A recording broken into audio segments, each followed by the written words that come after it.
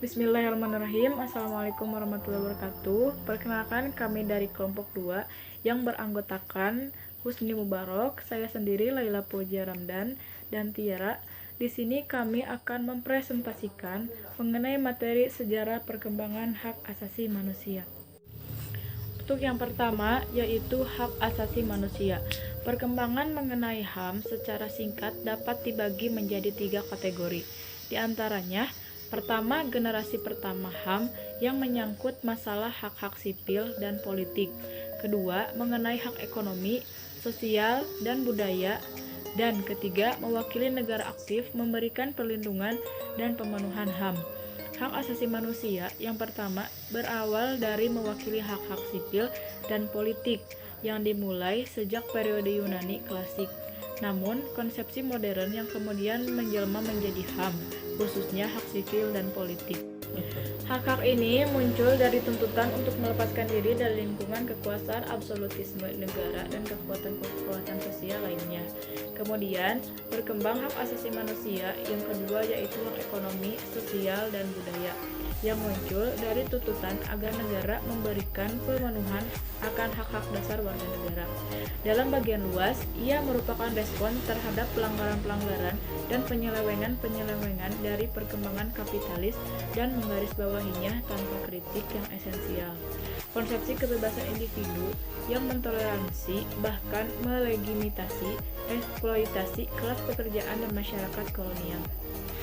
Munculnya generasi HAM ketiga dilandasi oleh rasa solidaritas atau hak solidaritas atau hak bersama dan merupakan rekonstruktualisasi dari 2 generasi HAM sebelumnya.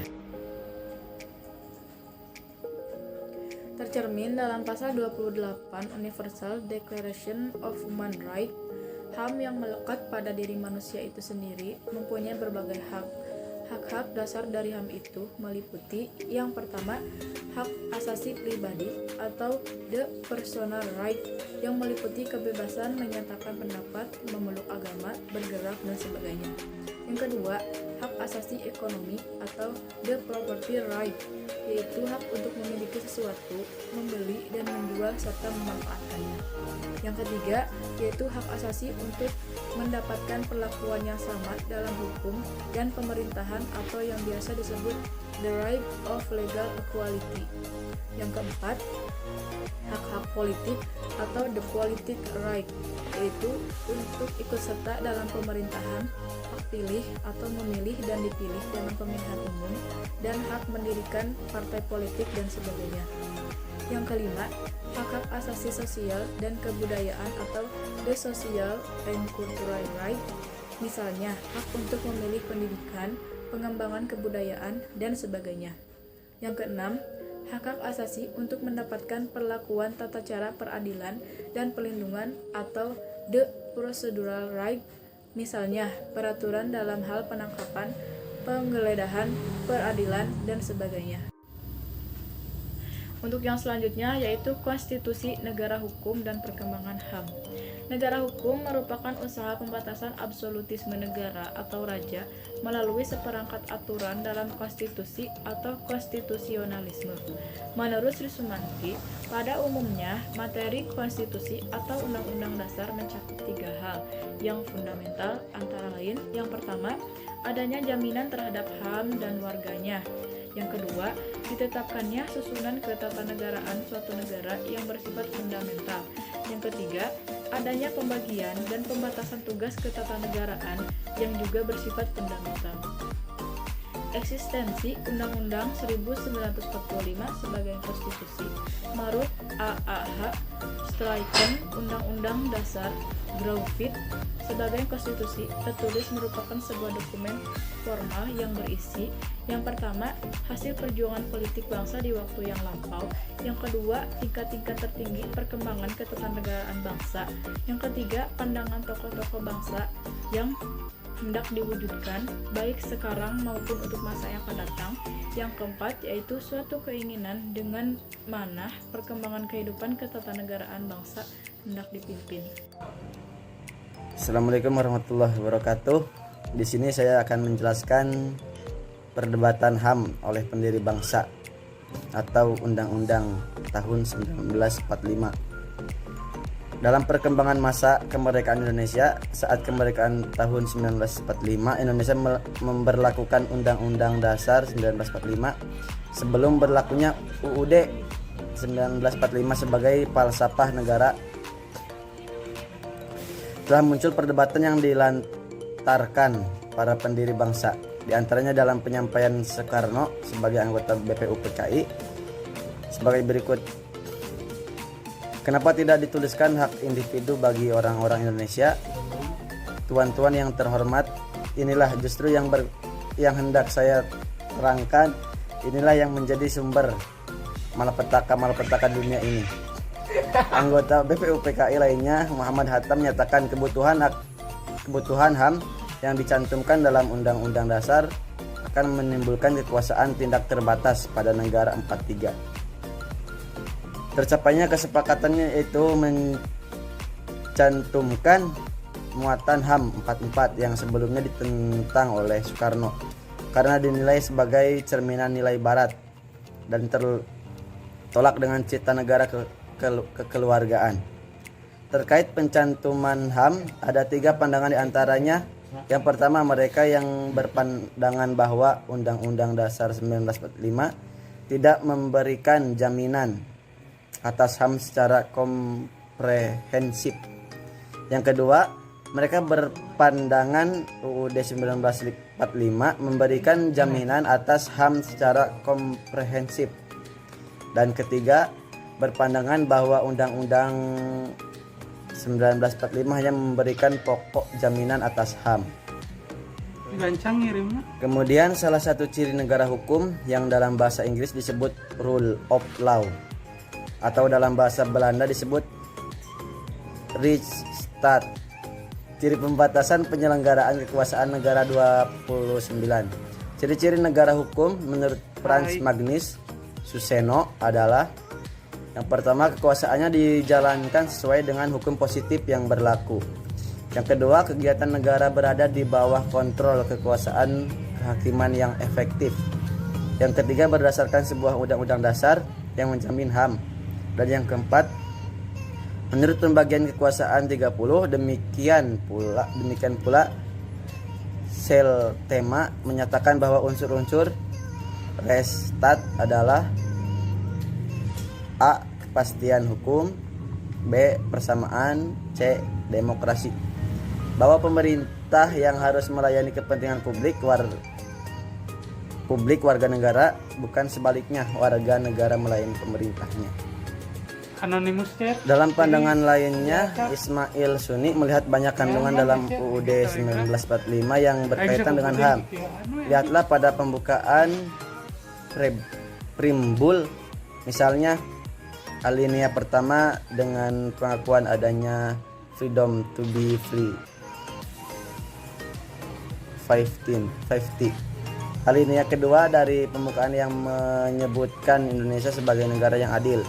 Alinea ketiga yang menekankan bahwa rakyat Indonesia menyatakan supaya berkehidupan berkebangsaan yang bebas adalah salah satu dari pengakuan dan perlindungan hak asasi manusia yang mengandung persamaan dalam bentuk politik.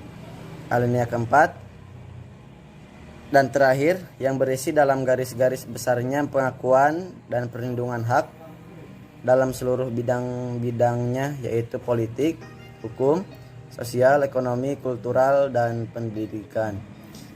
Pada saat itu, masalah HAM belum menjadi persoalan kehidupan bangsa, dikarenakan Indonesia masih dalam upaya mempertahankan kemerdekaannya dari agresi militer Belanda. Assalamualaikum warahmatullahi wabarakatuh. Saya akan melanjutkan materi dari saudara Laila dan Husni. Euforia pengakuan HAM. Konstitusi RI 1949 dan UUD 1950. Dalam perkembangannya selang setahun, maka dibentuklah UUD 1950 dengan diundangkannya UU nomor 7 tahun 1950 tentang perubahan konstitusi sementara Republik Indonesia Serikat menjadi Undang-Undang Dasar Sementara Republik Indonesia yang berisi 146 pasal. Menurut catatan Supomo, setidaknya terdapat 3 perbedaan mendasar konstitusi RI 1949 dengan UUD 1950 dalam hal Penegasan tentang HAM. Pertama, hak dasar mengenai kebebasan beragama atau keisyafan batin dan pikiran meliputi kebebasan bertukar agama atau keyakinan dan sebagainya tertuang pada pasal 18 Konstitusi RIS oleh UUD 1950. Pernyataan meliputi kebebasan bertukar agama dan keyakinan tidak ditegaskan lagi. Kedua, di dalam pasal 21 UUD 1950 diatur perihal hak berdemonstrasi dan hak mogok yang sebelumnya tidak terdapat pada konstitusi RIS. Dan ketiga, dasar perekonomian sebagaimana dimuat dalam pasal 33 UUD 1945 diadopsi ke dalam pasal 38 UUD 1950. Nah, sekarang kita beranjak ke selanjutnya. Amoli kekuasaan dan HAM UUD tahun 1945. Masa perkembangan HAM dalam konstitusi di Indonesia tidak banyak berkembang ketika memasuki era Orde Baru. Ketika konstitusi kembali pada UUD 1945, sebagaimana pengaturan HAM menurut UUD 1945 hanya mengatur dalam pasal 28 UUD 1945. Namun yang menjadi permasalahan ketika bagaimana peran negara melakukan menegakkan dan perlindungan terhadap HAM warga negara. Hal ini dipahami bahwa awal kepemimpinan Soeharto yang dimulai tahun 1966 masih dibayangi berbagai persoalan politik, keamanan, dan ekonomi dalam negeri. Dalam praktik bernegara pada saat itu perkembangan HAM yang tidak terlalu pesat sangat diakui karena berpengaruh konfigurasi politik yang represif, sehingga mengenai HAM tidak dilakukan menegakkan bahkan adanya pelanggaran HAM. Dalam hal ini banyak ditandai pelanggaran, diantaranya 1.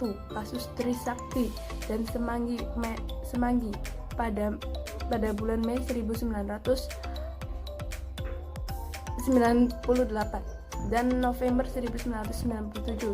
Kasus Marsina. 3. Kasus Talang Sari di Lampung. 4. Kasus Petrus dan lain-lain. Di samping adanya represi oleh rezim dan didukung perlindungan ZAM yang minim oleh negara. Kita beranjak ke selanjutnya. Babak baru HAM dalam era reformasi UUD tahun 1945 amandemen 1-4. Gelombang reformasi yang terjadi di Indonesia memicu perubahan yang signifikan mengenai HAM. Di antaranya perubahan UUD 1945 secara bertahap dan melakukan konstitusional reform yang sebelumnya hanya memuat 71 butir menjadi 199 butir ketentuan, terlihat pada perubahan kedua dan ketiga sidang MPR tahun 2000 yang meliputi HAM dan pasal 28A dan sampai 28J. Pengaturan HAM dalam UUD 1945 merupakan komitmen negara untuk memenuhi syarat keberadaan Indonesia sebagai negara hukum.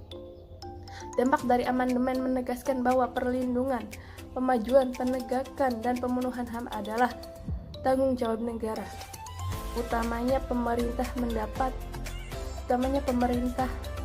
terdapat beberapa agenda demokrasi yang dicanangkan pasca era Presiden Soeharto, diantaranya 1. Konstitusional and the rule of law. 2. Regional autonomy. 3. Civil military relation. 3. Civil security. 3. Governance struktur reform, social economic development and governance and ambulancement. 3. Gender 6 gender, 7 religius dan pluralisme. Sekian pemaparan dari saya, kurang lebihnya mohon maaf. Wabillahi taufiq walhidayah. Wassalamualaikum warahmatullahi wabarakatuh.